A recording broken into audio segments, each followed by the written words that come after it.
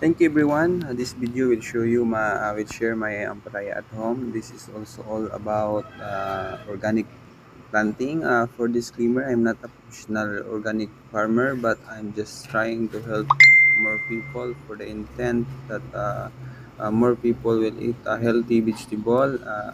I'm trying to help people for healthy living, healthy life, healthy uh, vegetable. This video will show you, I will share small tips of ampalaya planting.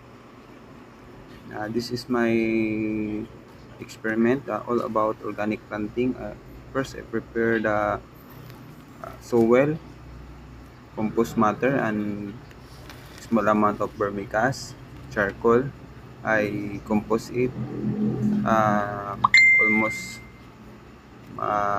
35% of vermicast, 35% of compost matter, and 20% of 20% of uh, soil. It is not necessary loam or even different kind of soil, and I added charcoal 10%. This is not the result of our ampalaya. It's very healthy. I use the cow dung vermicast, 10% of dry cow dung. I